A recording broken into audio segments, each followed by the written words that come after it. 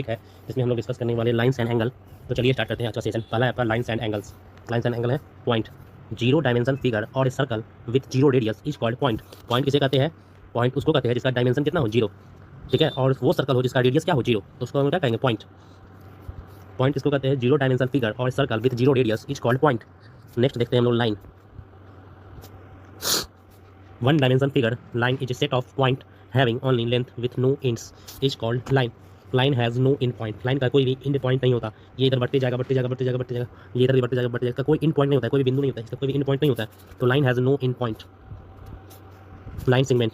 Line segment has fixed length. Line segment क्या होता है? फिक्स्ड लेंथ होता है। Line segment has two point, it has two point, two end point, it has two end point, it has two end point. Line segment has two end point. इसका क्या होता है? दो इन पॉइंट होता है, तब ना इसका डिस्टेंस नापा जाएगा, इसलिए बोला है। इसका क्या होता है? फिक्स्ड लेंथ होता है। दो इन पॉइंट हो गया, इसका फिक्स्ड लेंथ क्या हो जाएगा? कोई कुछ भी हो जाएगा, 6 सेंटीमीटर, 5 सेंटीमीटर, कुछ भी, इसको हम नाप सकते हैं स्केल से। रे, ए रे विथ यूनी डायरेक्शन, इसका बस एक ही डायरेक्शन होगा, इधर बढ़ते जाएगा, बढ़ते जाएगा, और इधर क्या होगा? इन पॉइंट। इसका रे हैज़ वन इन पॉइंट, रे हैज़ वन इन पॉइंट, रे हैज़ वन इन पॉइंट, रे has one in point. Angle, inclination between two sides is called an angle. Inclination between two sides is called angle. Angle A B C theta, इसको theta माने हम लोग। ए B सी क्या है? एक angle है। अब हम लोग देखेंगे जीरो एंगल। जब दो साइड्स एक ही पर क्या करे, ओवरलैप कर जाए, तो वो क्या बनाएगा? जीरो डिग्री बनाएगा, ठीक है।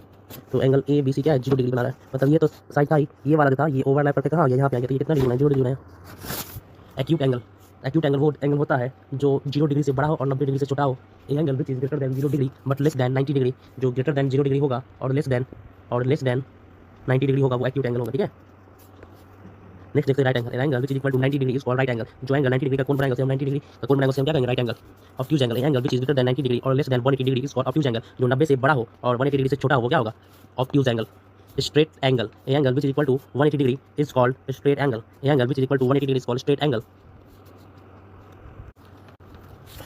नेक्स्ट है आपका reflex angle. Angle which is greater than 180 degree but less than 360 degree is called reflex angle. जो एंगल जो 180 डिग्री से बड़ा हो पर 360 डिग्री से छोटा हो, तो उसे क्या कहेंगे? Reflex angle. ये वाला एंगल क्या होगा? Reflex angle. जो 180 डिग्री से बड़ा और 360 डिग्री से छोटा है, 250 मान लेते हैं, ये क्या है? 180 डिग्री से बड़ा है और 360 डिग्री से क्या छोटा है, तो वो क्या होगा? Reflex angle.